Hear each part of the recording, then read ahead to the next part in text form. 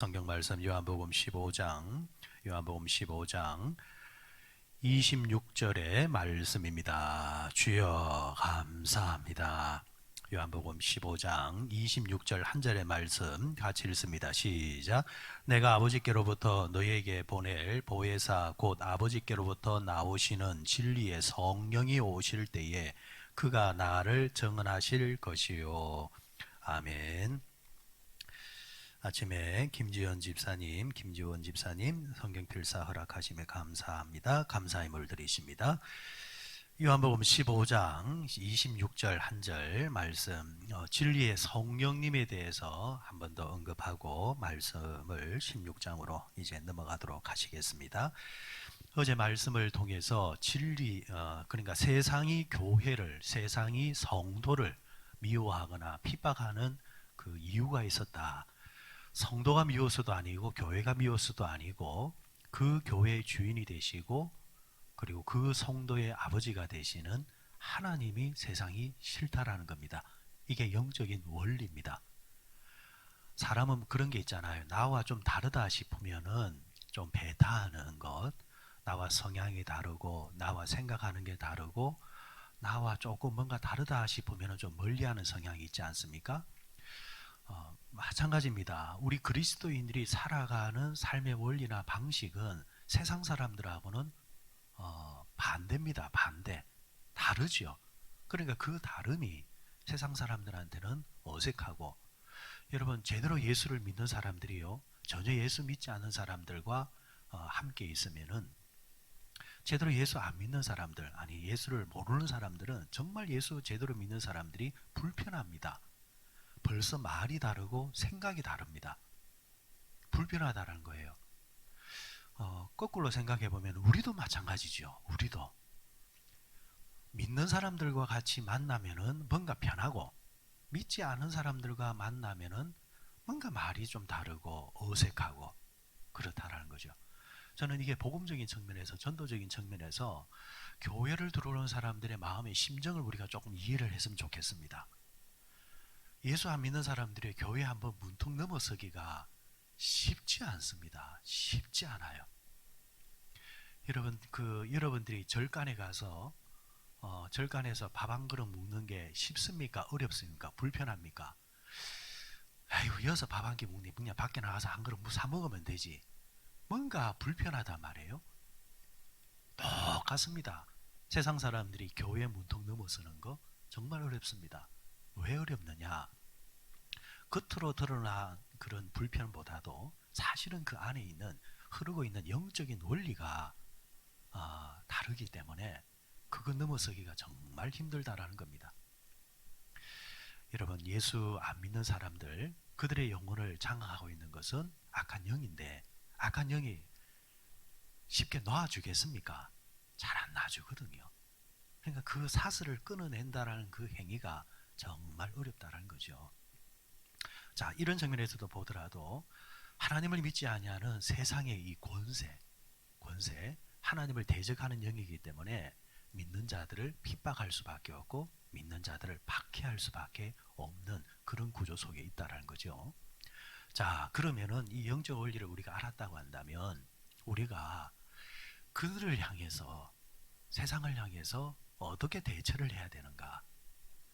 성경은 이것을 영적인 전쟁이라 했는데, 전쟁은 하려고 한다면은, 전쟁을 안 하면 모르겠지만은 전쟁을 하겠다는 것은 이기려고 하는 거잖아요. 패하려고 하는 게 아니라. 그죠? 그럼 우리 믿는 자들이 이 영적인 전쟁에서 승리를 하고 이겨야 하는데, 이기는 그 원리가 뭐냐? 오늘 성경은 우리에게 이야기를 해주고 있습니다. 오늘 26절 말씀을 우리가 읽었지만은 26절 말씀을 토대로 해서 성령을 의지하고 진리를 선포해야 이 영적인 전쟁에서 우리는 이기는 삶을 살 수 있다. 성령을 의지하고, 요게 1단계. 그리고 2단계가 성령을 의지하고 뭘 해야 되느냐? 진리를 선포해야 된다. 요 두 가지가 같이 가야 됩니다. 자, 오늘 26절에서 그 성령에 대해서 이야기할 때에, 성령에 대해서 성경은 수식어를 하나 붙여 놓았습니다.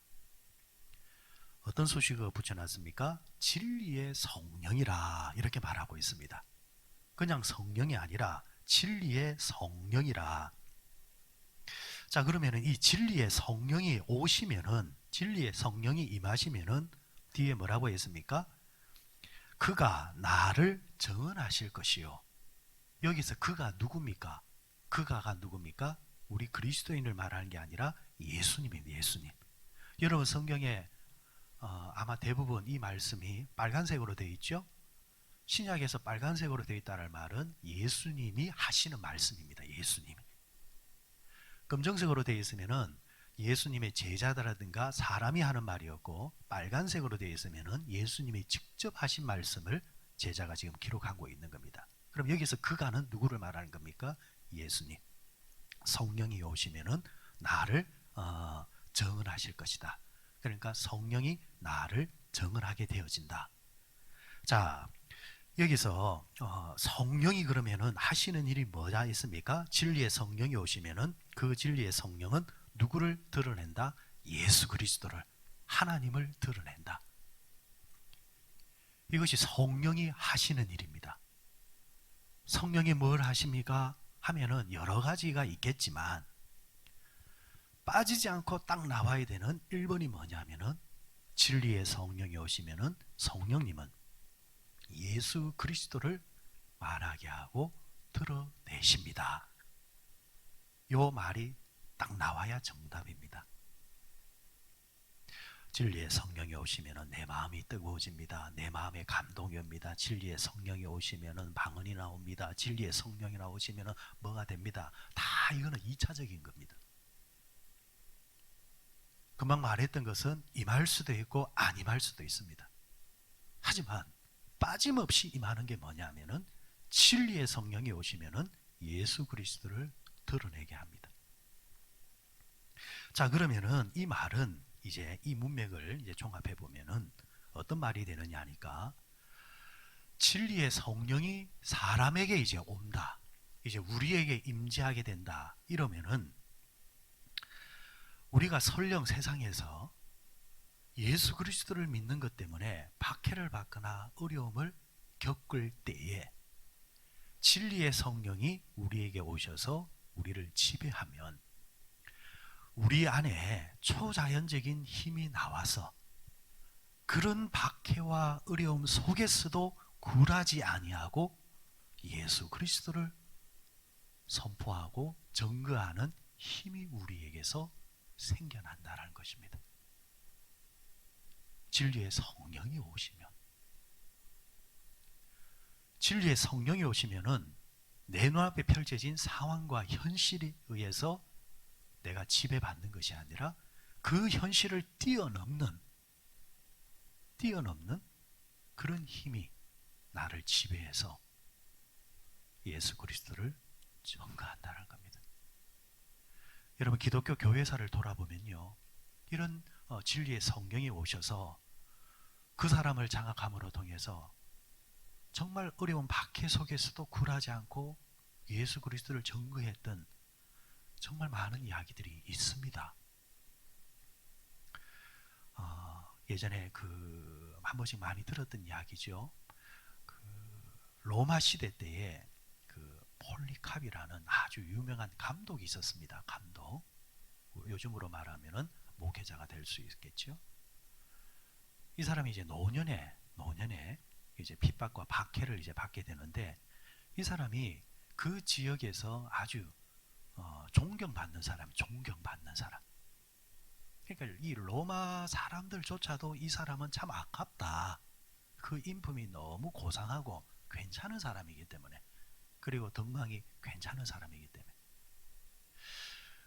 그러니까 이 로마 이제 관료가 폴리캅을 또 모르는 것도 아니고 찾아가서 회유를 합니다. 어떤 회유를 하냐니까, 한 번만 나는 예수를 모른다.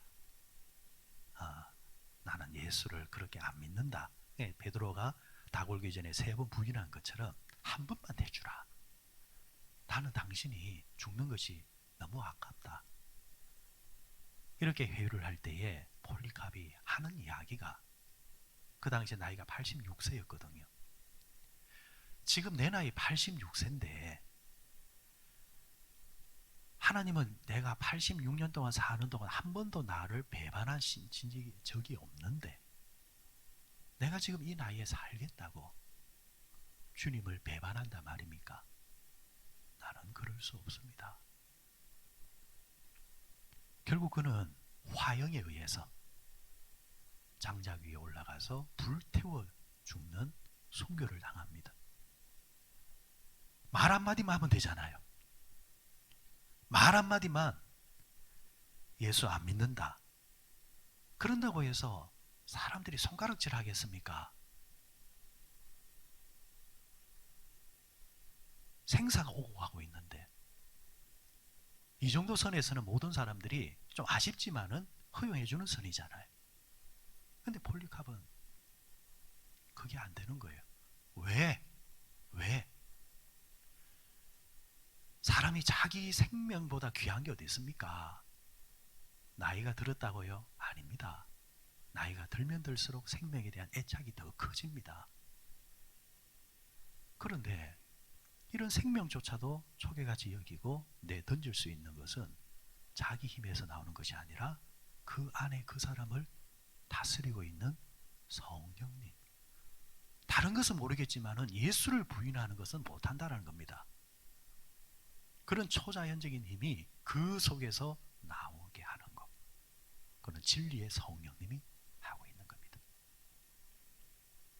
여러분 2000년이 가까이 지난 지금도 그 한 사람의 이름은 기독교 교회사에서 잊혀지지 않고 고백되고 있습니다.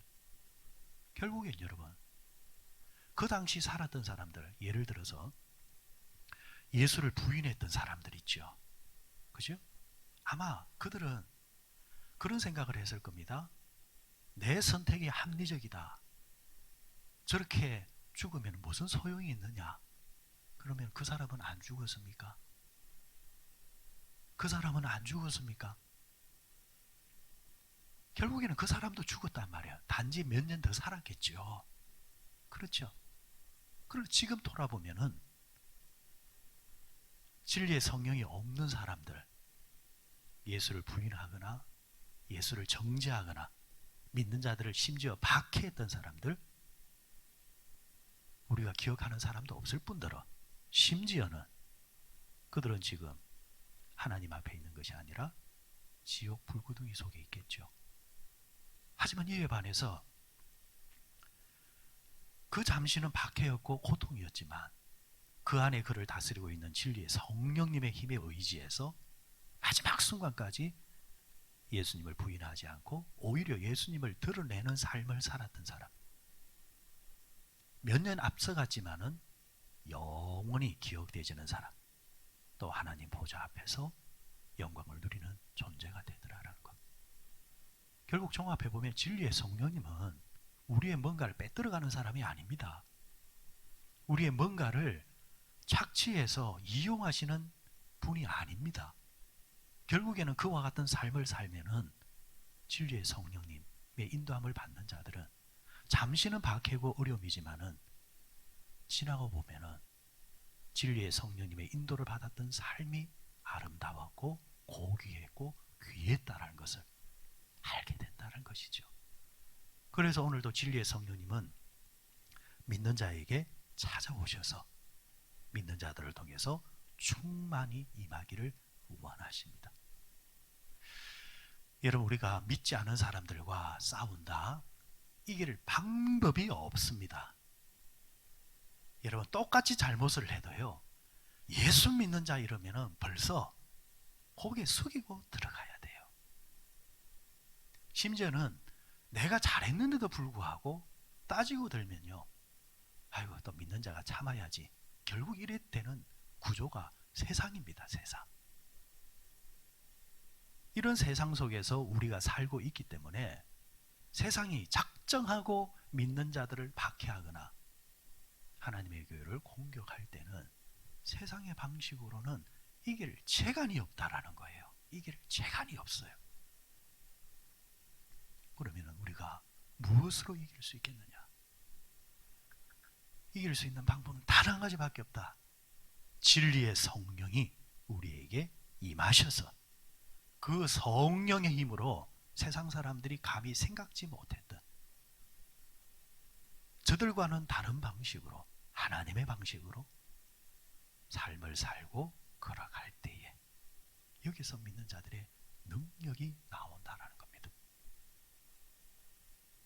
이런 경우가 있어요. 한 집안에 부모가 이제 살아 계시다가 부모가 이제 돌아가시게 되었습니다. 많은 경우를 보았지만은 부모가 재산이 없었으면요, 집안도 형제들도 괜찮아요. 별 문제 하나도 없어요. 근데 문제는 항상 어디서 생기느냐? 부모가 재산이 있는 가운데서 재산을 물려주게 되어지면은 부모가 돌아가시고 난 다음에 자녀들이 정말 진흙탕이 되어지는 경우들을 저는 정말 많이 봤습니다. 그래서 저는 뭐 물려줄 것도 없지만은, 아이고 하나밖에 없지만은, 아이고 막 속 편하다. 근데 어느 집안에 여러 형제가 있는데 믿는 자가 딱 한 사람이라. 딱 한 사람이에요. 나머지는 안 믿어. 형제 몇이. 근데 세상 사람들은요, 딱 이런 경우가 되어지면은 돌변합니다. 형제도 없어집니다. 형도 없고 누나도 없고 동생도 없습니다. 결국은 거기서 진흙탕 싸움이 벌어지기 시작합니다. 그런데 믿는 자 한 분이 제게 와서 그런 이야기를 합니다. 목사님, 저는 손을 다 뗐습니다. 믿는 자로서 살아가는 게 아닌 것 같습니다. 제가 그랬습니다. 당신이 예수 믿는 사람이 맞다. 저들은 지금 당장은 당신 앞에서 자기들이 똑똑하다, 아이고 저 바보야 이럴지 모르겠지만은, 그러나 그 안에 있는 순수한 양심으로 볼 때에 당신 앞에 저들은 부끄러움을 느낄 것이다. 그리고 하나님은 살아계시기 때문에 믿음의 방식으로 살아가는 사람, 하나님이 다른 것을 통해서라도 그 모든 것을 채우고도 남음이 있는 귀한 것을 주실 것이다. 여러분, 결국은 우리가 교회 안에서 찬송하고 예배하는 것으로 여러분 세상을 이기는 것이 결코 아닙니다.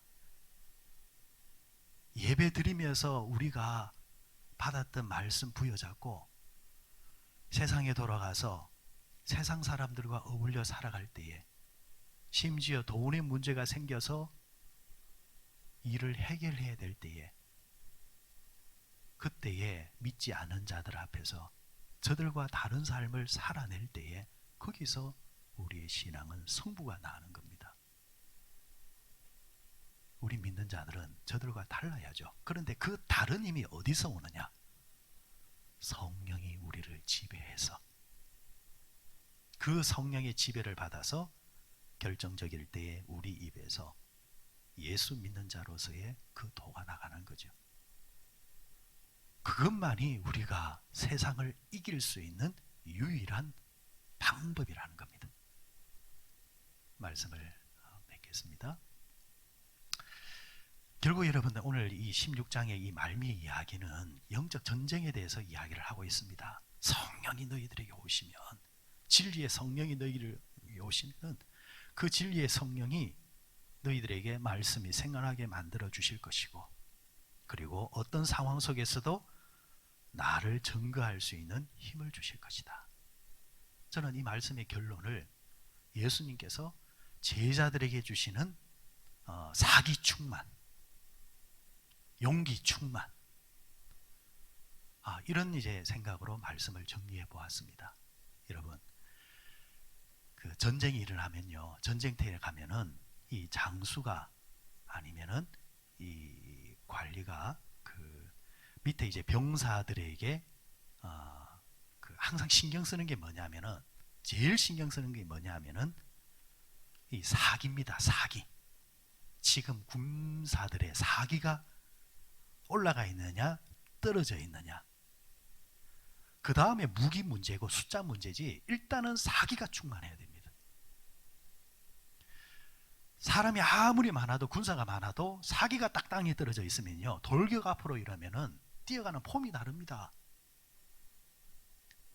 숫자적으로 밀려도 사기가 충만하면은 그 기세에 의해서 자신들보다 숫자가 더 많은 자들을 이기는 힘이 나옵니다. 저는 지금 예수님이 이 사기를 주는 장면이라고 봐요. 너희들이 보기에는 너희들보다 세상이 큰 것 같지, 세상이 무섭지, 그 방식으로 살면 손해볼 것 같지? 아니야. 진리의 성령이 너희들을 이제 찾아오실 건데, 그 성령님이 너희와 함께 하시면 그 성령의 힘에 의해서 너희들은 세상에서 이기는 자의 삶을 살 수 있어. 그러니까 실망하지 말고 주눅들지 말고 담대해라. 내가 세상을 안 이겼느냐? 너희들도 세상을 이길 것이다. 이렇게 용기를 주고 있습니다. 여러분, 이 아침에 진리의 성령님, 또 이 하루를 살아갈 수 있는 그 힘이 우리에게 임하시고, 그 성령님의 지배를 받아서 돌아가는 세상에서 또 믿음으로, 말씀으로 승리하는 복된 하루 되시기를 주의 이름으로 축원드립니다.